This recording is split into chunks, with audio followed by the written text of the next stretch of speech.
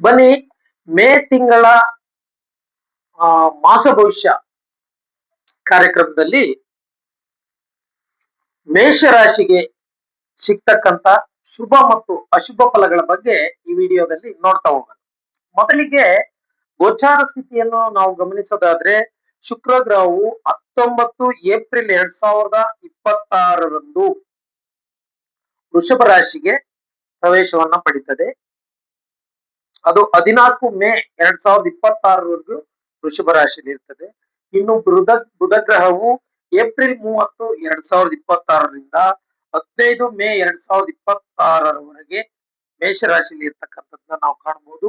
ಇನ್ನು ಸೂರ್ಯ ಗ್ರಹ 15 ಮೇ 2026ಕ್ಕೆ ಏನು ಮೇಷರಾಶಿಗೆ ಪ್ರವೇಶವನ್ನ ಪಡಿತಕ್ಕಂಥದ್ದನ್ನ ನಾವು ನೋಡ್ಬೋದಾಗಿದೆ. 15 ಮೇ 2026ರವರೆಗೆ ಮೇಷರಾಶಿಯಲ್ಲಿ ಇರ್ತದೆ. ಇನ್ನು ಗುರುಗ್ರಹವು ಜೂನ್ 2ರವರೆಗೂ ಅಲ್ಲೇ ಇರ್ತದೆ. ಇನ್ನ ಉಳಿದ ಶನಿ, ರಾಹು, ಕೇತು ಎಲ್ಲಾ ಗ್ರಹಗಳು ಕೂಡ ಯಥಾಸ್ಥಿತಿಯನ್ನ ಕಾಯ್ತವೆ. ಅವರಲ್ಲಿ ಯಾವುದೇ ಬದಲಾವಣೆ ಇರುವುದಿಲ್ಲ. ಈ ಒಂದು ಗ್ರಹಗಳ ಗ್ರಹ ಸ್ಫುಟಕ್ಕೆ ನಾವು ಮೇಷರಾಶಿಗೆ ಮೇ ತಿಂಗಳಲ್ಲಿ ಸಿಗ್ತಕ್ಕಂಥ ಫಲಾಫಲಗಳನ್ನು ನೋಡೋದಾದ್ರೆ, ಮೇಷರಾಶಿಯವರಿಗೆ ರಾಶಿಯಲ್ಲೇ ಮಂಗಳ ಗ್ರಹ ಇರೋದ್ರಿಂದ ಇವರಿಗೆ ಏನು ಎಲ್ಲಾ ಕಾರ್ಯದಲ್ಲೂ ಸಿದ್ಧಿ ಆಗ್ತಕ್ಕಂಥದ್ದನ್ನ ನಾವು ಕಾಣಬಹುದಾಗಿದೆ.